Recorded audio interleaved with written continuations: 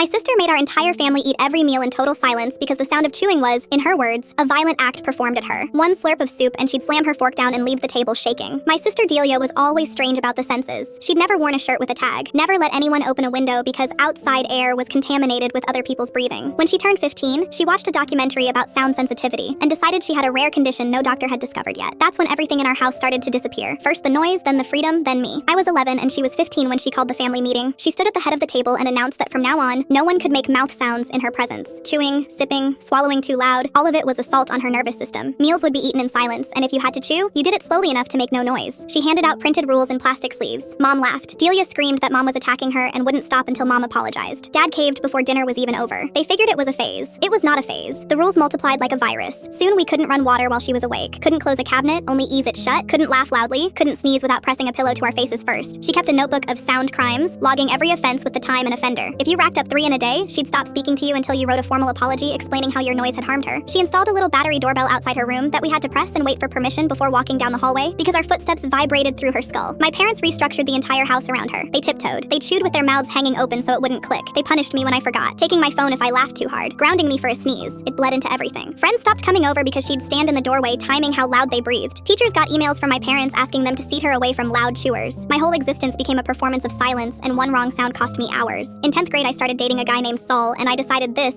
one thing, she was not going to ruin. At his house, I could laugh with my whole chest, drop a spoon, sneeze like a normal human. It felt like surfacing for air after being held underwater for years. I warned him about the rules before he came for dinner. He forgot. He set his glass down a little too hard, and it clinked, and Delia shrieked like she'd been stabbed. Soul just stared. I took his hand and walked him right out the front door, and I told her, out loud, in a normal voice, that I was finished. For 2 weeks, I lived on purpose. I hummed. I chewed chips at full volume. I let the cabinet doors thud. She rang her bell, blew an air horn back at me, demanded apology essays. I ignored every bit of it. I thought if I just held the line, she'd finally see how insane it had all become. She did not see. She got worse. She followed me around the house with a decibel meter, reading the numbers out like a courtroom sentence. She recorded me chewing and played it back to our parents as evidence of abuse. She convinced them I was the problem, that I was deliberately hurting her, and they started grounding me for her meltdowns. She built a barrier of couch cushions between our chairs at dinner. She wore industrial ear protection indoors and demanded I communicate with her only by writing notes. And when none of that made me quiet, she picked up the phone and dialed 911. She told the dispatcher her sister was assaulting her, that I'd been making weaponized noises at her all day, and she was in danger. 2 officers actually came to our house, but the second they walked in and started asking her what happened, she clapped her hands over her ears and started screaming that their voices were too loud, that their radios were attacking her, that she was being assaulted by the sound of the police. And I watched my parents' faces finally change, as they saw exactly what I'd been living with, standing right there in our living room.